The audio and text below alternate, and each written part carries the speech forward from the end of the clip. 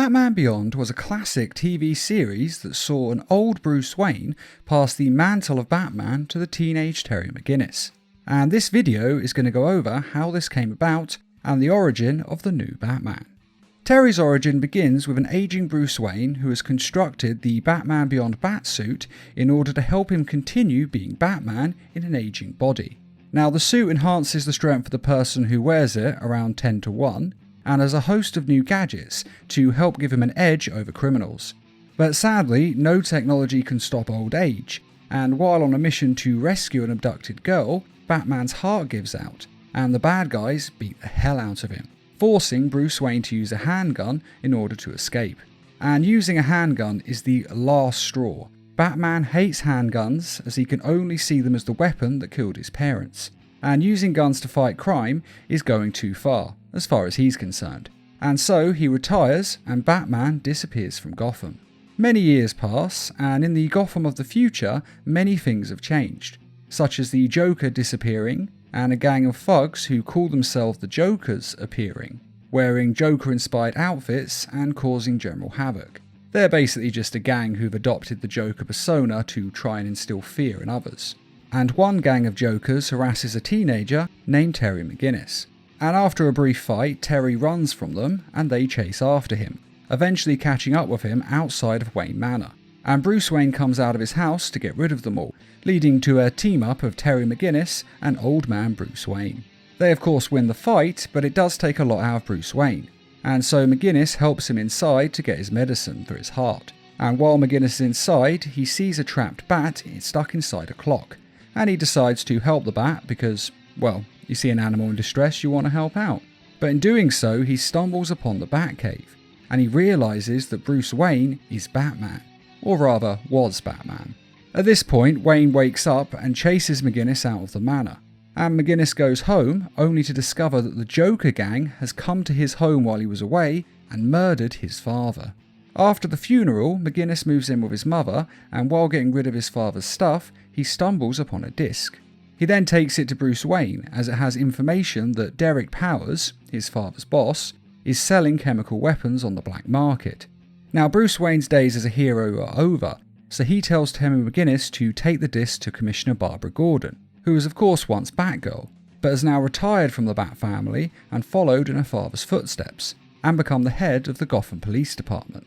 But sadly, on his way there, Terry is ambushed by Powers, who takes the disc back.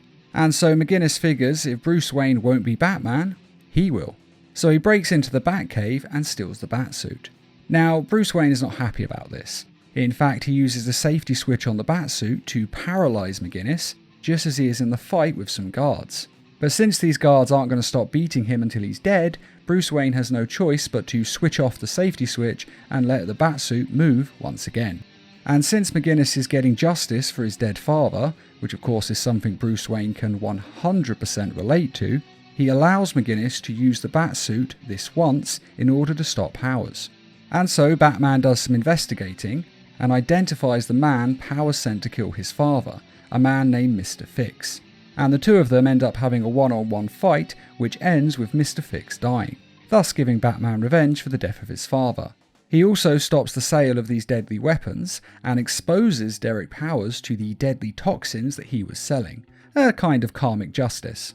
Now, Terry McGinnis is meant to give up the Batsuit and go back to his normal life after this, but Bruce Wayne decides that they worked very well together, so he comes to the McGinnis household and speaks to Terry's mother, offering Terry a job as his gopher, someone to help Bruce Wayne in his old age. Though of course that's just a cover for Terry's family. In reality, he is offering him the job of Batman.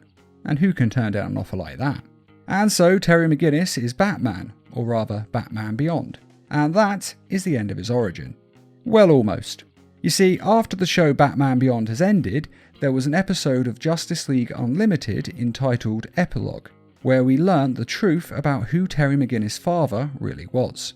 In the episode, the ex-head of Cadmus, Amanda Waller, recounts her history with Batman, about how they worked well together and about how Batman grew older, and Amanda Waller realised that the world would always need a Batman, and even if this Batman grew old and died, they'd need a replacement. And so she set about creating her own Batman. She found a young couple who would make the perfect parents for a Batman, and then she took Bruce Wayne's DNA and created a set of nanobots that would be injected into a person and rewrite their reproductive genetic material to be an exact identical copy to Bruce Wayne's.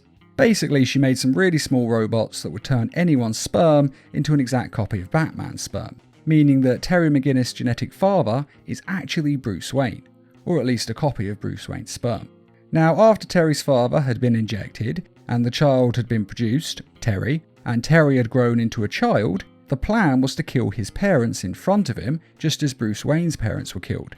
This was because grief was needed in order to create a Batman.